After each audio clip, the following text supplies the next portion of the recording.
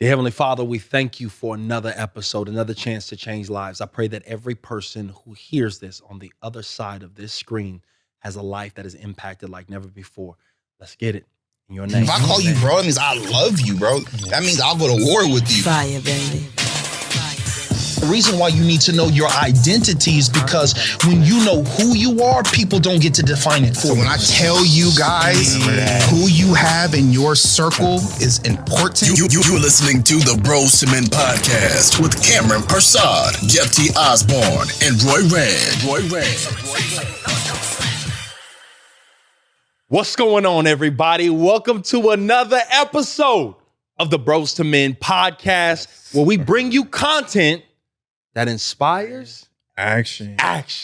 We're excited to be with you guys for another episode. And as always, I got my boys here with me in the room. How y'all feeling, man? I'm feeling good, man. I'm feeling great. I got my coffee, I had a good meal, you know what I'm saying? No complaints, bro. No complaints. Yeah. Okay, so look, I'm excited about this. As you guys know, every time we come into this one, we try to look at these topics, and a lot of times the topics come as we're on our way to the studio, and or we may be on the phone right before. And this is our way of really just keeping the conversation organic. This is something that we want you guys to see, the conversations that we go through, conversations that allow us to become who we are.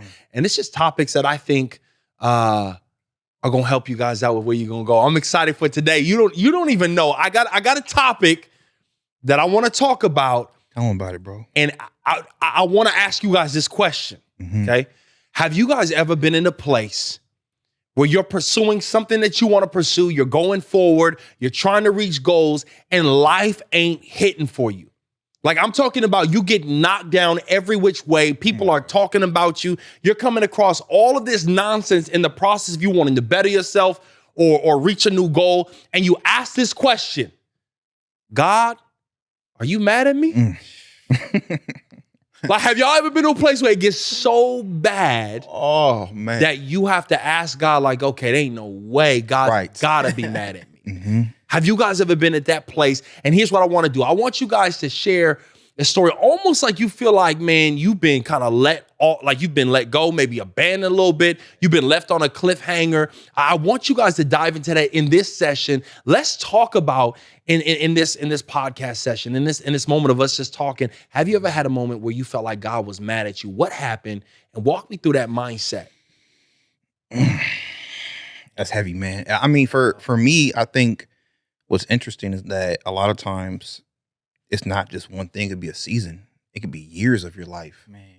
you know? And I think that's the frustrating part, in my opinion, that we feel it should be one particular incident, one particular time of my life, but sometimes it goes on for years. Sometimes it's a year. Sometimes it's months. Sometimes it's a decade. Okay. You know, man. Give me a moment for you personally, Cam, where you felt like God was mad at you. Man, I could probably give you several. Honestly, I mean, Yeah. you know, I think, you know, one of the first ones that come to mind that people are probably most familiar with is obviously when I got diagnosed, you know, with end-stage renal disease at 28 years old.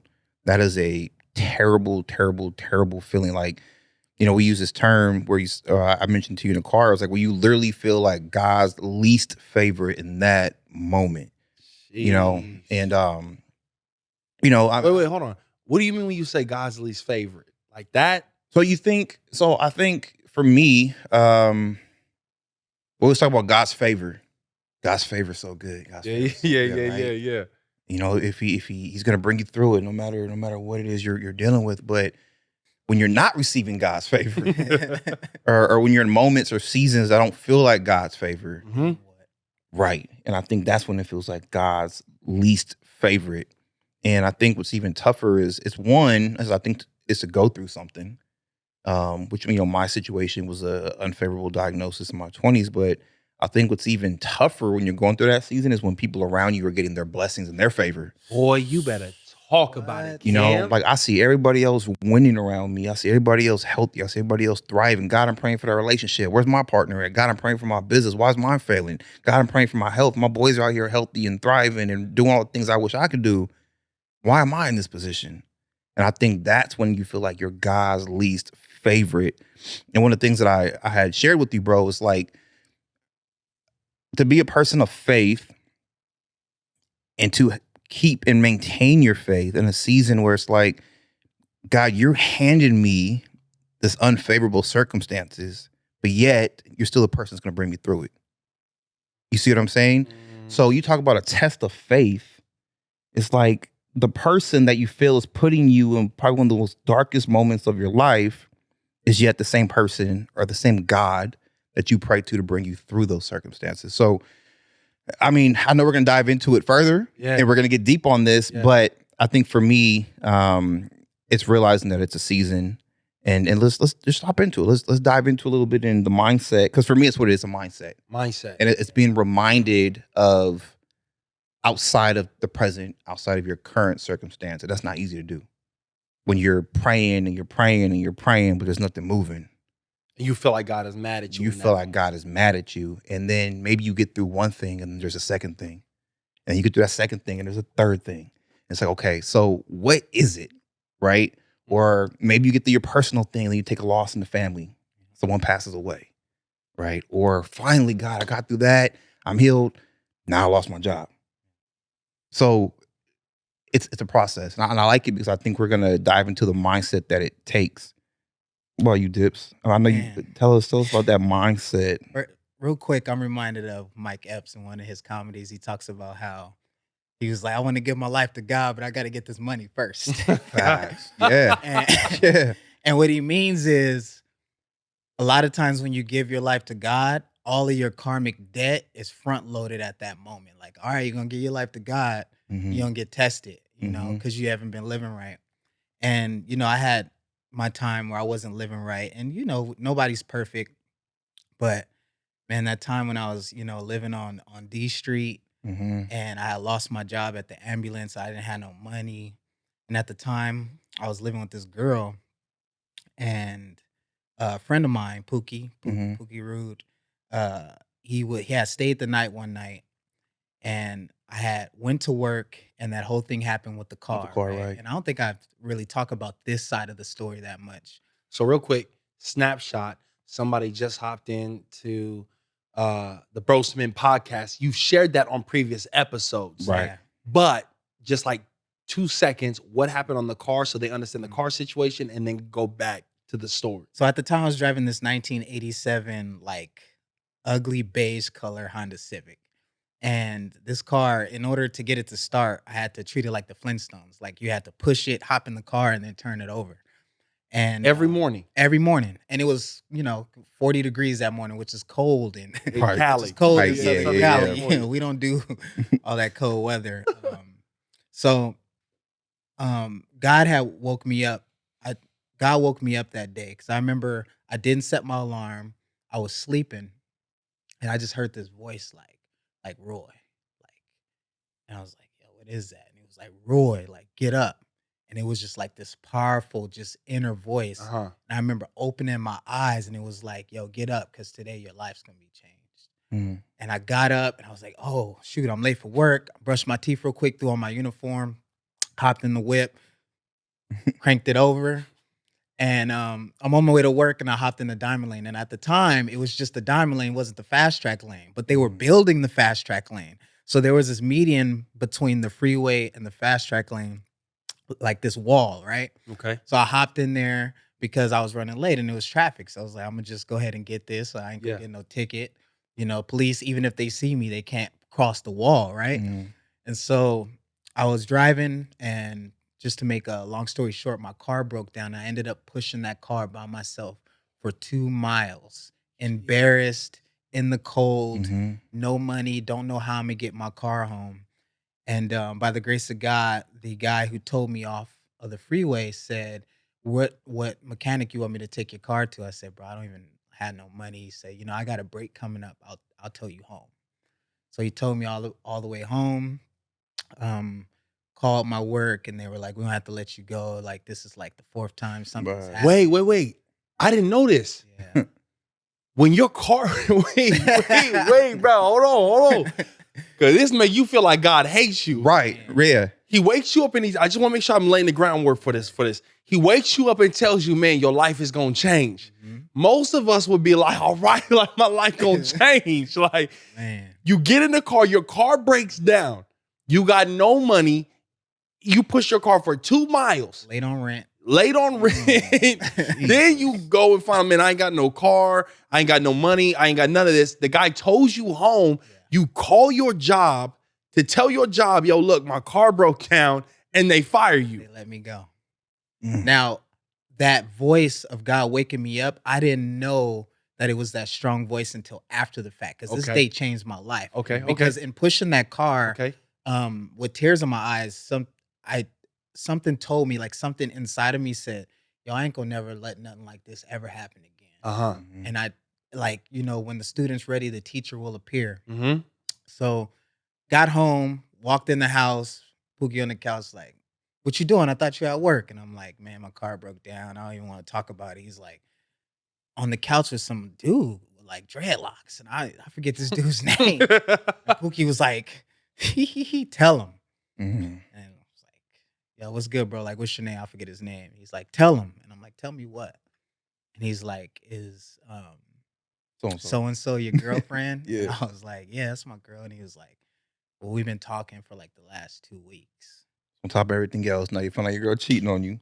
So on top of everything else. Yo! On the same day? Same day. The same So at this point, day. you like, God hates me, right? Oh, for sure. There's no doubt about it. You God's least favorite in the world. I'm like, yo, like, right. I'm like, okay, but I just told myself in pushing this car, I'm going to take responsibility for everything. So there was like this, even though I was hurt, I was just like, man, whatever. And I went in the room just full of emotions, and I literally Googled how to be successful. And this old white dude showed up named Jim Rohn. And I was watching this video of him telling the story of Job. And for those of you who don't know the story of Job, this is my favorite Bible story. It was like, Job was like God's favorite, right? Like how you said, like how things are going bad. And you see people who are doing good, like God's favorite at the time. And the devil came to God and said, yo, Job's only doing good because you got your hand on him. Boy, come on. Dips. Go ahead, Dips. He's only doing good because you're in his life. He said, let me get at him a little bit. Right. And I guarantee you he'll curse you. And so the story says, like, Job got like lost all his money, like got boils on his skin, lost his family, like all of this died. They all, like, all this bad stuff happened Except for to the him. wife. And so God and the devil had this bet, like, all right, I bet you he won't curse me. And long story short, Job, even though at that moment he felt like God hated him, God was mad at him, not hate, but mad at him. At the end, his wife came to him and was like, yo, your good friend God is forsaking you. Why don't you curse him? And he said, never. I never curse my God. He's got my back no matter what. He lost all his friends. They were like, yo, you was God's favorite.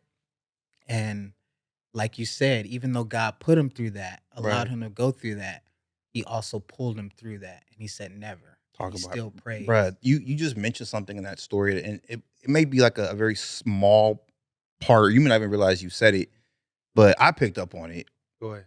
And it's something that I think so many of us experience in those moments of feeling like God's least favorite. So right after he received the news of, you know, his girlfriend was cheating on him, if you listen to his response to that, it was what? Man, whatever, I don't even care, right? That feeling of numbness is so real. And that's something that I feel like we don't talk about enough, because that when you're in that small period of just, you're so hurt, you're so disappointed that you're numb. Now, in my opinion, the action that you take when in that phase of feeling numb is ultimately what determines how you come out of that situation. Now, in Dip's situation, he said, whatever, I don't even care, I'm numb. But his response was, it's time to go to work. It's time to take action, right? So he says he went to his room, he Googled, blah, blah, blah, blah, blah. Now, that's the rare response to that feeling. Right. Most people's response to it is, I'm gonna numb myself even further. Or if it's not going good and you tell yourself the story that God is already mad at me, come on. well, then flick it. I'm about to go and be even more reckless in what I'm doing because God's already mad at me. And so What difference does it make? Well, difference doesn't make. I'm gonna go out there, I'm gonna be more reckless. I'm gonna Yep. go back to the street. I'm gonna go back to that relationship. Forget it. I'm gonna go back to whatever that is because you may be feeling like God forgot about you, God's mad at you.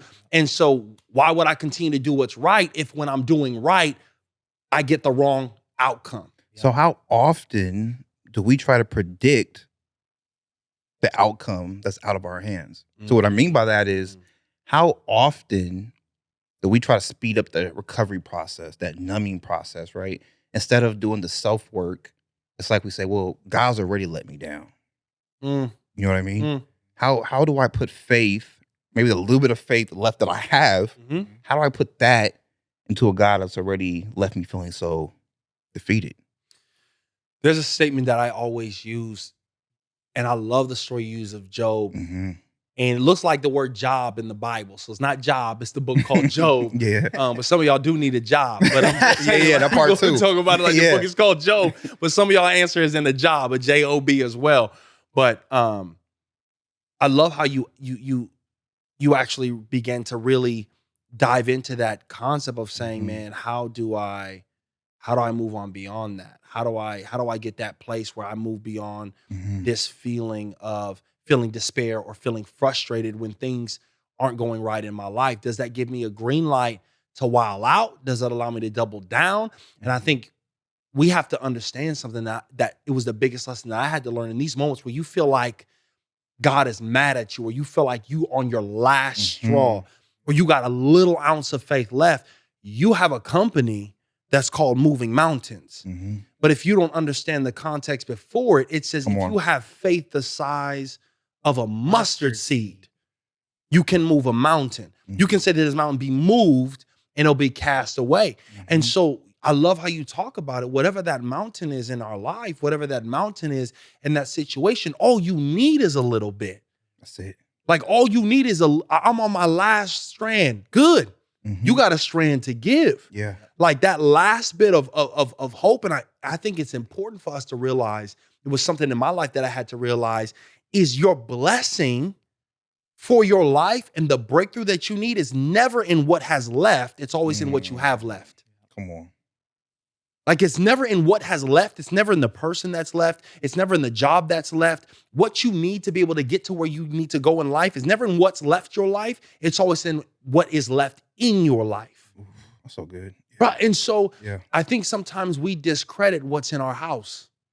We discredit what we have. What's the story of the widow when Elijah came to him and was like, yo, look, I need you to go ahead and bake me a cake. And he's like, yo, what are you doing? Oh, I'm just about to bake this last little cake for my son and I, and then we're going to die. And he goes, oh, okay. I need you to bake me a cake. She's like, oh, I don't think you understood what I just said. Yeah. Like, I'm God's least favorite right now. Yeah. We're about to die. And you going to ask, I told you, I don't even have enough. I only have enough for me and my son. We're going to bake this, eat this, and then die. And then you're going to ask me to bring you a cake with what I have. And he asked this woman this question. He goes, well, what's in your house? So all I got is a little bit of this oil. I got a little bit of this, and that's what I'm going to use. He said, bring me what you have.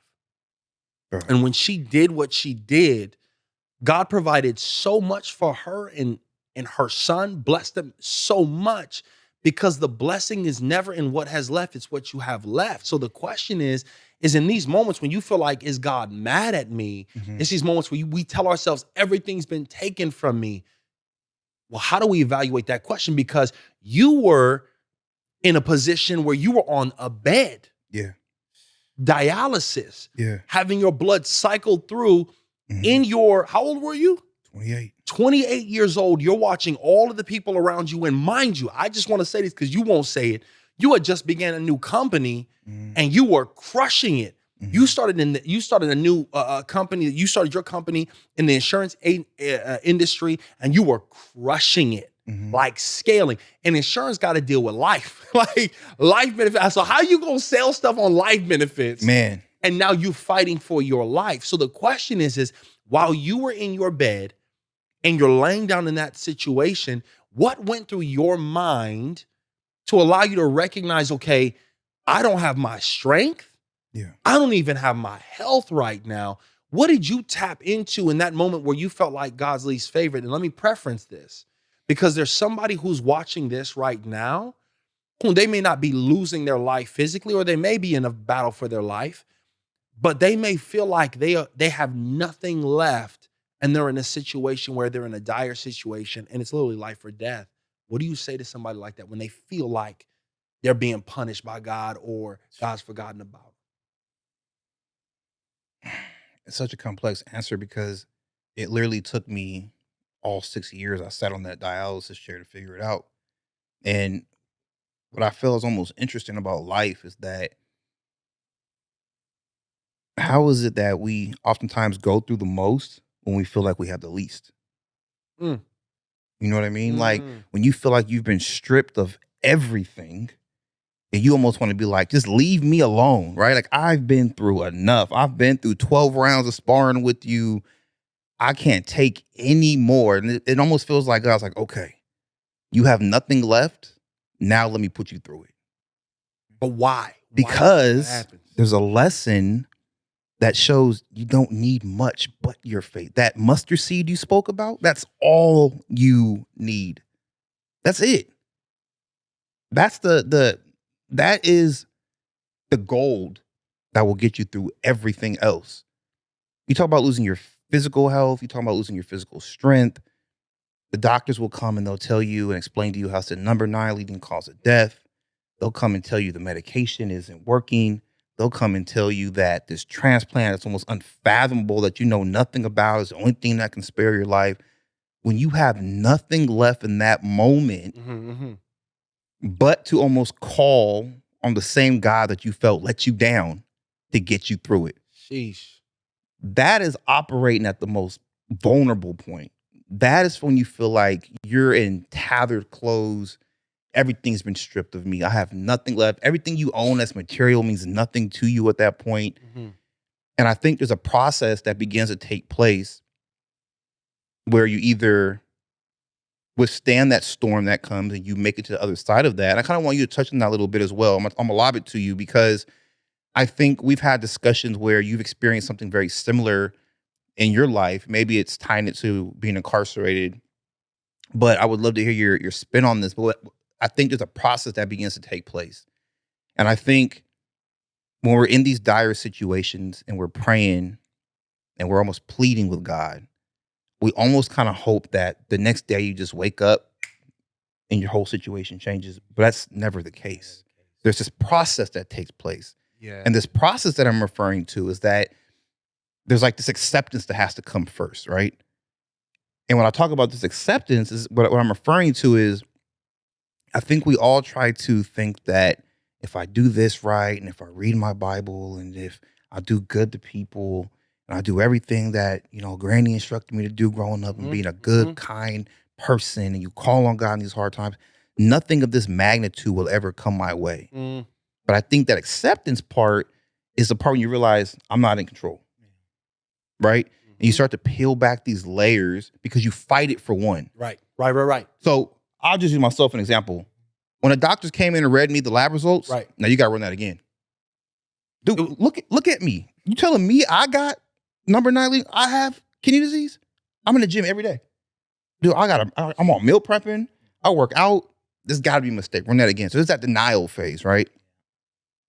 So then there's this part where it's like, I'm going to be able to physically manipulate the outcome of this situation. Wow. You get to the point where like, if God's not going to do it, I'm going to do it. You know what I mean? Like, okay, God's going to let me down. Watch me move this mountain, right? Boy. So you start going through this phase where you think you can do it on your own. And typically what happens while you think you're going to physically manipulate the outcome of this situation without going through the lesson God is trying to get you to learn, right? Things continue to unravel. So these are like these layers that you're peeling back. Then you go to the anger. Then you go to the breaking down on your knees, crying yourself to sleep, tears in your eyes and saying, okay, God, I need you. Okay. That was my experience at least. That was your experience. Yeah. So in that moment, you said, God, I need you. Dips, you referenced to this in the same story of Job, where Job lost everything. And it's like, yo, what you mean? Like, how do I get boils on my body? How do I lose my family? God, I'm blessing you. Man, God, I'm a kind person. God, I'm nice. And yet Job still loses it because God says, yo, look, I'm going to show you that his dedication to me is not predicated on what he has or what's going right. It goes a little bit deeper. And so when we talk about going a little bit deeper, when we talk about this idea of saying, man, I'm in this place, how do I get that mindset? How do I move from a place of looking at my circumstances being a dead end decision, and how do I navigate manipulating this situation? Because Dips, you were in a situation where you were like, yo, I can't take this no more. And you said that it's got to get so bad, Cam, that it's got to break you down. When you hit that moment, there was something that happened between you finding out your life was going to change, your car breaks down, you lose your job, found the girl you've been with, who you love, was cheating with another dude, and then you went to how to be successful.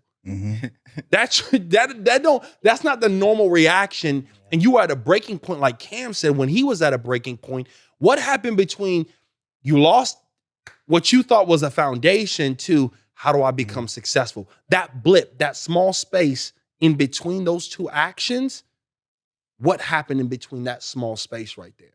I had told God that if he got me through this, that I would take responsibility and I would change. And Wait, hold on.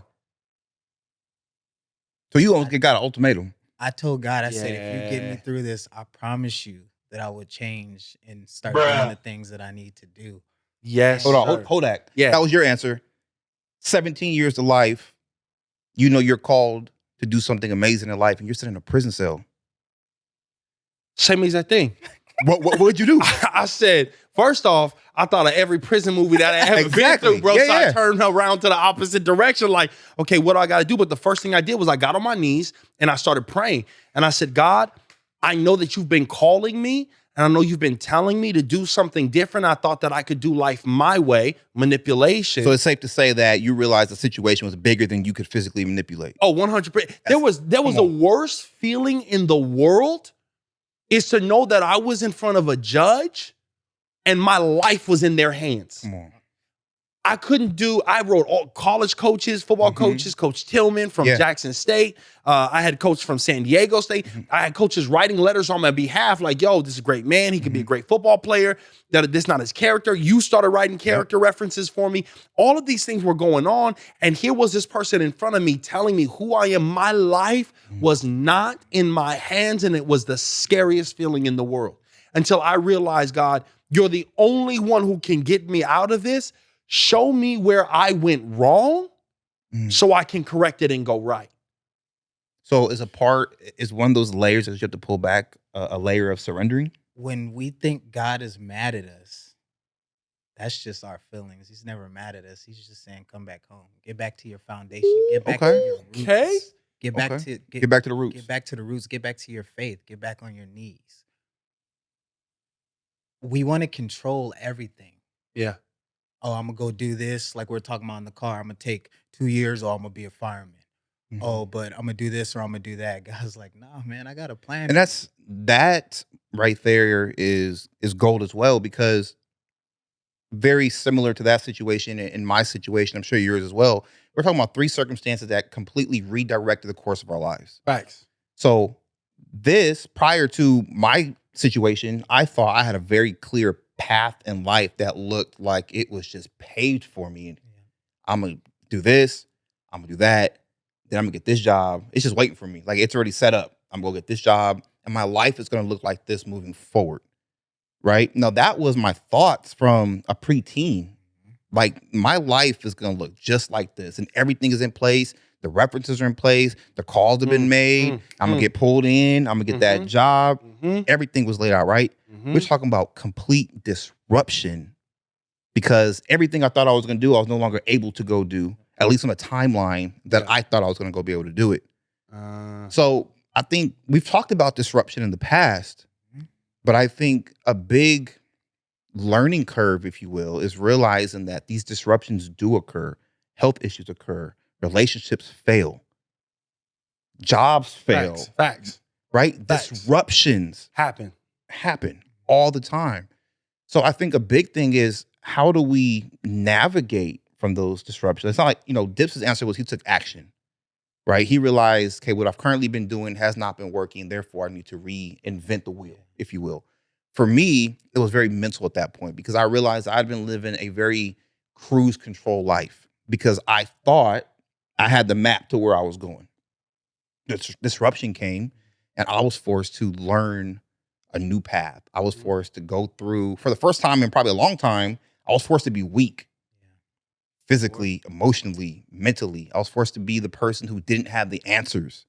I was forced to be the person that was just like, God, just get me out of this situation. Yeah. At this point, I don't even care where you take me. Just take me away from here, right? So let's talk about disruption a little bit, bro, because prison, 17 years of life, realizing I don't have the control. I cannot physically manipulate myself out of this prison cell. And you've taken that disruption or disruptive period in your life and you've turned it into this world-renowned, literally speaker, this person that people now come to from far and wide to seek the answers, to seek your wisdom. Mm-hmm. Just talk a little bit, bro, about disruption, the power of it, maybe for one, and then maybe whatever insight you can give on how to navigate through it. Let me add to that real quick before you start. Get that. We're hardhead. All three of us are so strongly willed. Yes. That absolutely. It has to be he has to tear everything down and really show us like, no, this is not the way.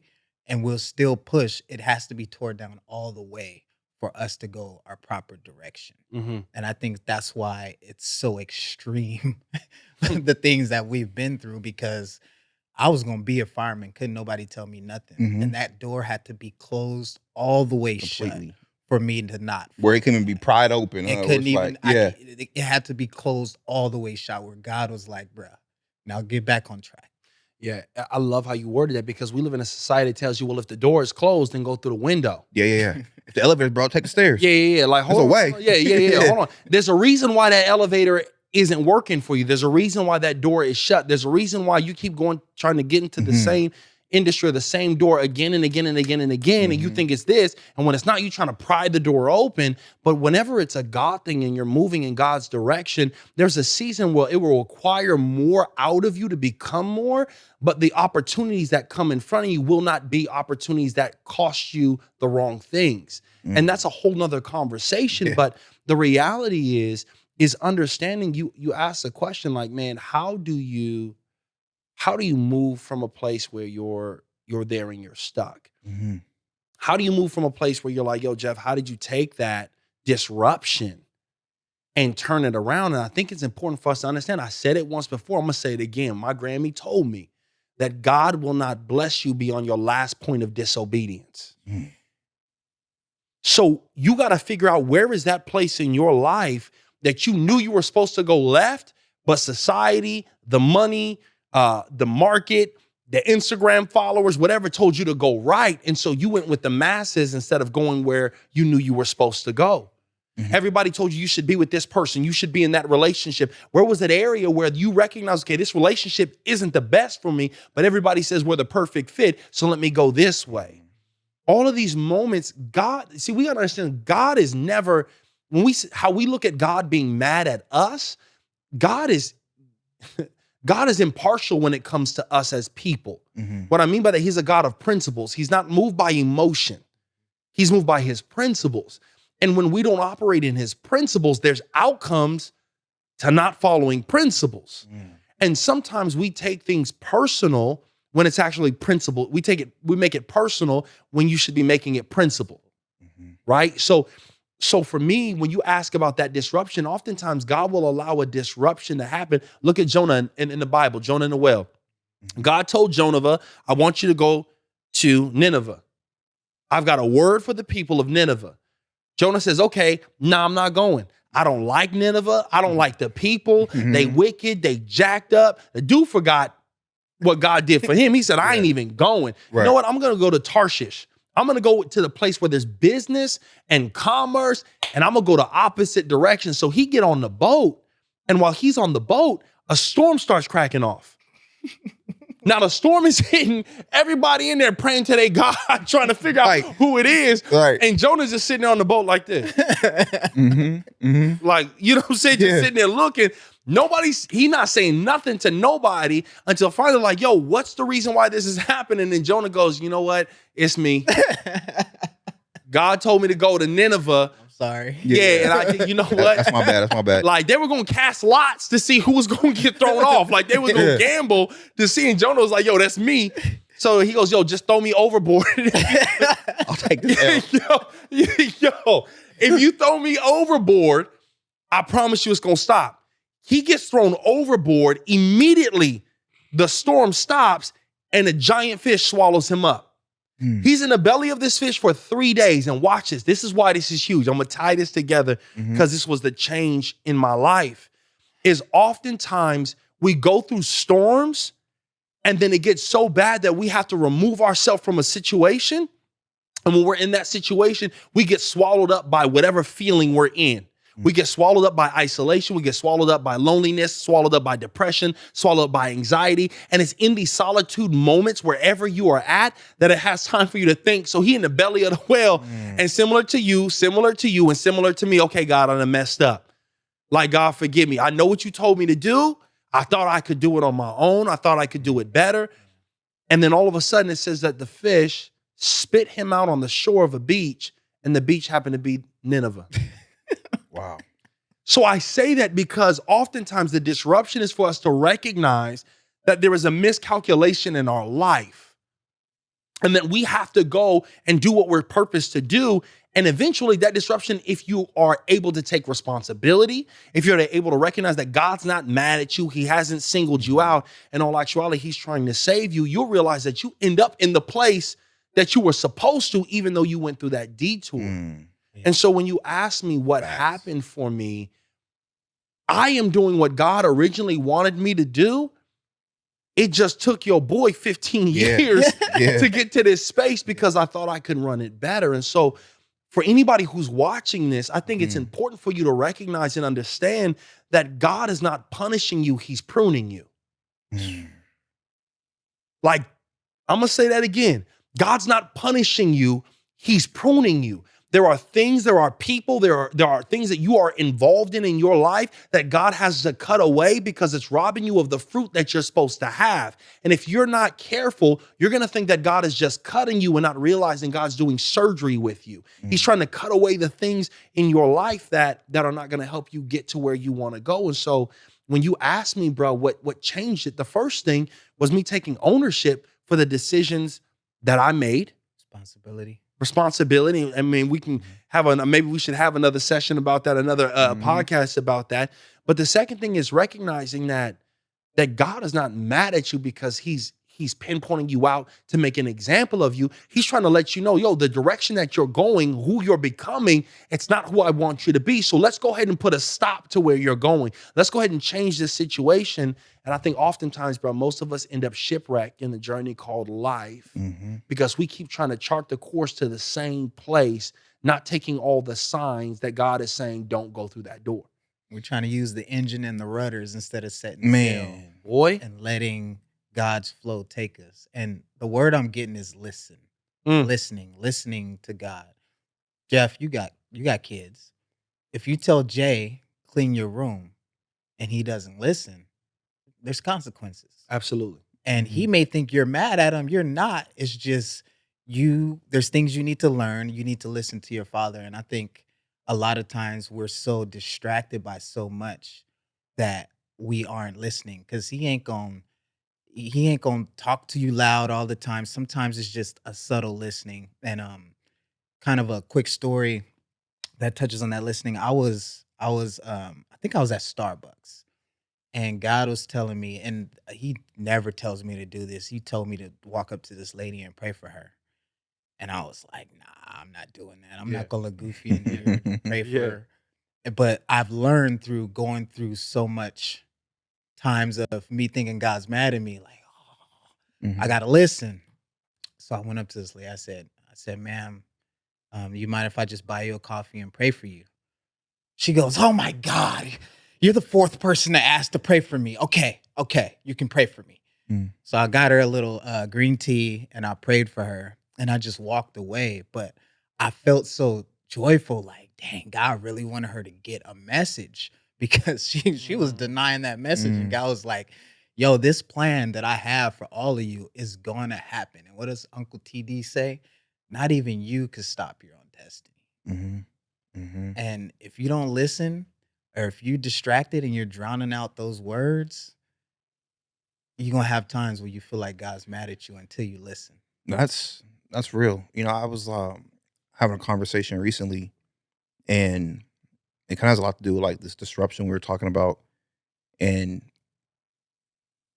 you know, I tell people even now that I wish, of course, I wish that I didn't have to go through a lot of things that I go through in life, right? Like I don't sit up here like with a badge of honor, like I made it through. Like, no, I wish life would have been a lot kinder and easier. Boy. You know? And because I'm only 36 and the things that I've had to experience, it's just like sometimes you just have to sit back and just wonder like, why? Yeah. You know, like why so much so soon? But, you know, I realize now that when people ask me to share my story, or when people ask me for input because it made a little bit of wisdom I was able to pull from those circumstances, is going through those things is what has ultimately allowed me to be able to speak on certain things and how to navigate certain things, right? But I think it's important to share that because I don't want people to think like I have to go through something in life to be able to learn. And I think that's what's powerful about podcasts like ours and people who are willing to share their stories and pastors that pull from stories in the Bible and teach scripture, because I've said it before when we first started, like I think when you love someone, you have a responsibility to teach them from your experience. Like what do parents do, right? Like, no, don't touch the stove because you're going to get burned, right? Or, you know, go to school, because I didn't go to school and our life was a lot harder because of it. So I thank God for it now, but I wouldn't say I was thanking him for what I was going through in that valley. But, you know, you don't get to stand on the mountaintop if you don't spend the time in the valley climbing the mountain. Bro, I'm so glad you said that. Yeah. Like that's huge, because I think sometimes, man, we get to this place. I think about what the late Dr. Miles Monroe said. He said most of the time, if God gave us the full plan of how he was going to get us to where we wanted to go, or where he's called us, Be like, we good. We good. I'm straight. I'm good. Like, God, I'm okay. I'm not going to take that route. God, you know what? Man, maybe that dream, I'm tripping. Yeah, That's really not yeah. what I want, right? Right. And so I think that also because God knows that we can be stubborn and hard-headed, that God isn't mad at us. He just knows that whatever that trial is going to pull out of us what we need to be able to maintain the blessing that we're asking him for. In James, he talks about, he says, count it all joy when you come into various trials of different kinds, knowing that inside of you, it produces perseverance and character. But let that incident, let that hardship have its perfect way, so that at the end of everything, you will be perfect and lacking in nothing.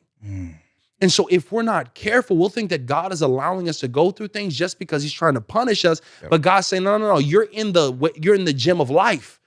And the weight that you're pushing right now, you're going to tap into strength that you didn't know you had. You're going to tap into a resourcefulness that you didn't know you had. Through your pain and your hurt, you're going to reach out to people that you would never reach out to if you weren't in a place of desperation. So maybe, it's a thought, maybe God has to get us into a place of sheer desperation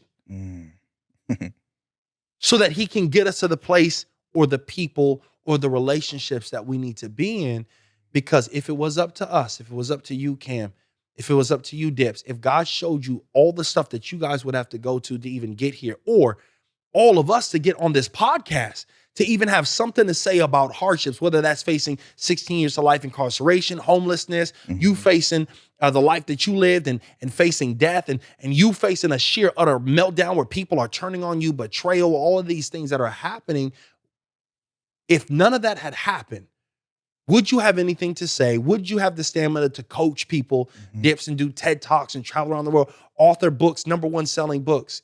Would you have the opportunity to go in front of the Kidney Foundation and share things and be a top security analyst, specialist for tech companies in the way you are for me? had we not gone through that. Mm-hmm. So let me ask this question, because we're here in this podcast talking about the people in their life right now who may feel like God is mad at them. People are winning because they're God's least favorite. Mm-hmm. Okay.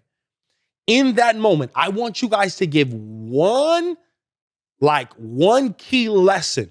Like if you had to sum it up into one word or one key lesson for this person that they could say, okay, that's for me. I'm taking that because I feel like this right now. Yeah. What would you tell them, Dips? Man, And then Cam, I want you to think about it too. I'm going to say certainty, because I love the word faith, but when I think of faith, I think of certainty. 100% certainty that you're going to get through this. You're going to get on the other side and God's going to pull you through. And, a lot of times we ask for things. I say, God, please make me one of the best businessmen. Please make me strong. Please make me patient. It's not like he just throws it and just gives it to you. Yep. No, he puts situations in your life to train that muscle so that you get that characteristic that you want. That's a bar right there, That's a bro. bar for I sure. love that. I love that. So all these things that you pray for, like you said, you got to go through the gym to build them. And you should have certainty that God will bring you through and be grateful that you went through it. And I know that looking back, you're like, man, you went through a lot, but man, I'm so glad everything I went through. I'm so glad. And it's taught me everything. And, I'm looking forward to whatever I got to go through to get where I need to go. Oh, that's gold, man. What about you, Cam? That's really good. I think one thing I learned was that God, like the creator, will never bless the person you're pretending to be. So as long as you're trying to fit someone else's mold, trying to squeeze yourself into something that you want people to see you as, whenever it's not authentic, that'll never be blessed. And I think it's kind of a paradigm shift. Hold on.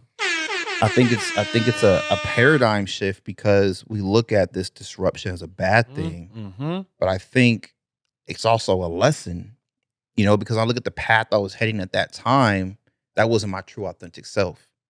Boy. Although I was praying to be blessed in that area, Man, talk about it. that was Cam. not my true authentic self. The people who I was surrounding myself with at that time didn't want what was best for me. The job I was with was not what was best for me. The relationship I was in at the time was not what was best for me. So this disruption came, which allowed me to completely shift and turn my situation into something different. And when I began to operate in my true authentic self, when I began to own my circumstances and own, my mind and my thoughts and control the way and my energy flowed, and ultimately using those circumstances to pour back into people, is when my blessings began to come. Now began to come. So I'm not saying that life has been easy since then, but what I'm saying is I'm definitely able to operate in a much more authentic place because I'm not pretending to fit into a mold.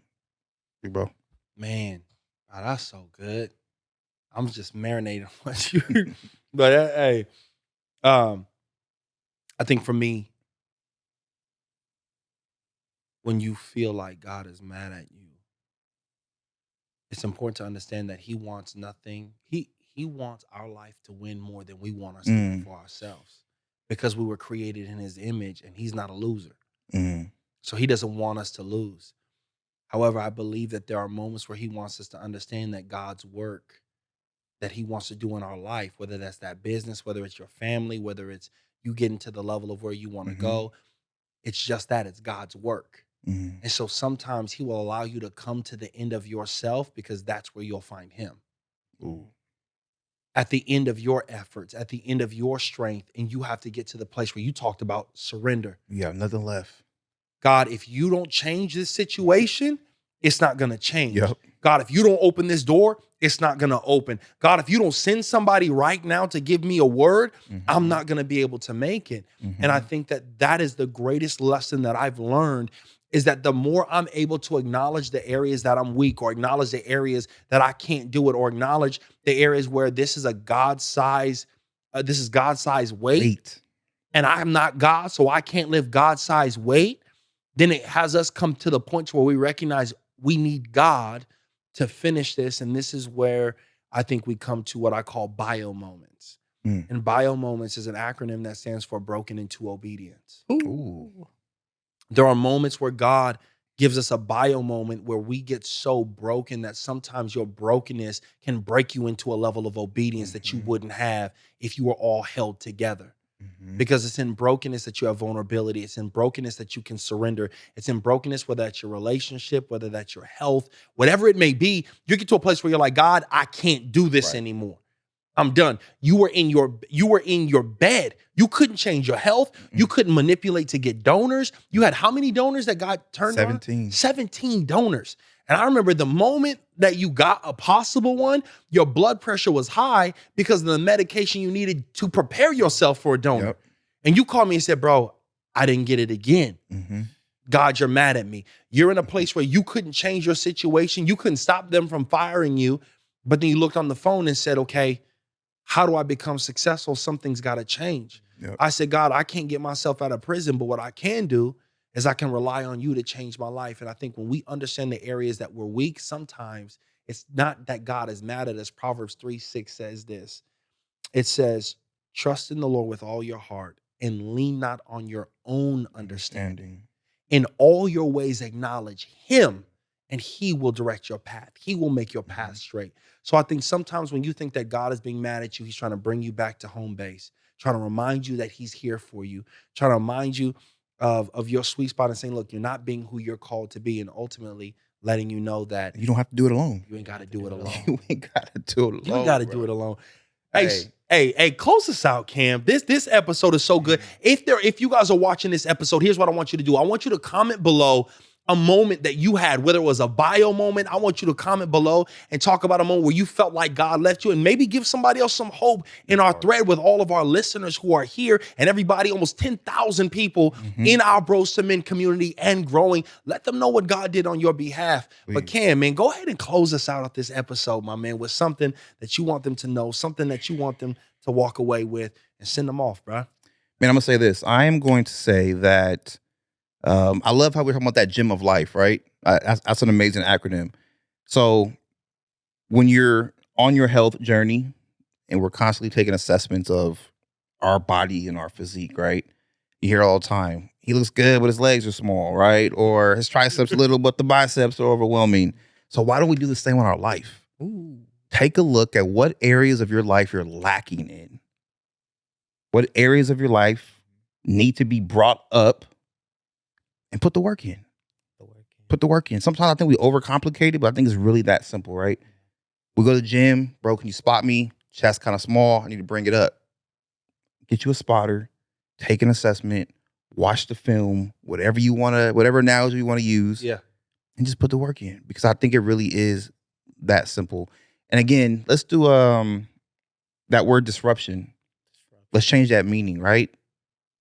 It's not always a disruption, more so a push to a different direction.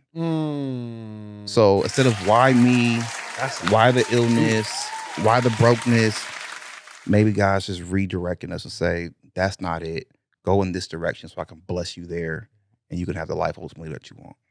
Boy, that deserves 2 rounds of applause right there. Let's knock that out, boy. Well, listen, you guys, this was another episode of the Bros to Men podcast. Before you know it, we're going to have another one. So make sure that whatever you do in your life, that you do something that's going to move you. That's it. To move in the direction of where you're called to be. Until next time, y'all. Peace.